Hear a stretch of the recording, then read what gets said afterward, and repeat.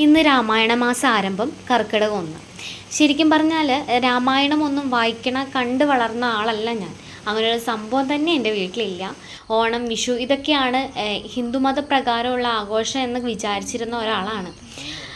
അപ്പോൾ ബാക്കിയുള്ള കാര്യങ്ങൾ അത്ര വലിയ ഇമ്പോർട്ടൻസ് എൻ്റെ വീട്ടിൽ കൊടുക്കാത്തത് കൊണ്ടാണ്. ബട്ട് ആഫ്റ്റർ മാരേജിന് ശേഷമാണ് കുറേ കാര്യങ്ങൾക്ക് എനിക്ക് മാറ്റം വന്നത്. ഷാമിൻ്റെ അമ്മ രാമായണം വായിക്കാറില്ല, ബട്ട് കർക്കിടകം തുടങ്ങിയാൽ ശിവോതി അതൊക്കെ രാവിലെ കുളിച്ച് വെക്കുന്നത് കാണാം. കർക്കിടകത്തിൻ്റെ 2 ദിവസം മുന്നേ വീടെല്ലാം ക്ലീൻ ചെയ്യും കേട്ടോ. അതിനു മുന്നേ ക്ലീൻ ചെയ്യാറില്ല എന്നല്ല, കർക്കിടകത്തിന് വേണ്ടി ഒരു ഡീപ്പ് ക്ലീനിങ് നടത്താറുണ്ട്. അതൊക്കെ എനിക്ക് ഭയങ്കര അത്ഭുതമായി തോന്നിയ കാര്യമാണ് കേട്ടോ. ക്ലീനിങ് അല്ല, ഇങ്ങനെയുള്ള ആചാരങ്ങൾ. എന്തായാലും ഞങ്ങൾ മാറി താമസിക്കാൻ തുടങ്ങിയതിന് ശേഷം ഞാൻ അങ്ങനെ ഒന്നും ചെയ്യാറില്ല കേട്ടോ. അതിനുള്ള സാഹചര്യങ്ങളല്ലായിരുന്നു.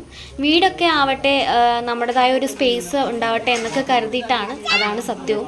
പിന്നെ തോന്നി അതല്ല, മക്കൾ ഇതൊക്കെ കണ്ട് ആ ഭയഭക്തിയോട് കൂടി വേണം വളരാനെന്ന് തോന്നി.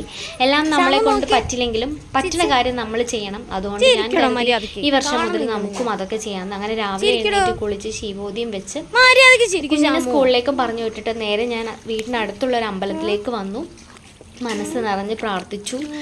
കുറേ 1400 വർഷം മുന്നേ പണിത അമ്പലമാണെന്നാണ് കേട്ടത്. എന്തായാലും അവിടെ വന്നപ്പോൾ ഭയങ്കര സമാധാനവും സന്തോഷവും തോന്നി. എല്ലാവർക്കും നന്മകൾ ഉണ്ടാവട്ടെ. അപ്പോൾ ബൈ ബൈ, സീ യു.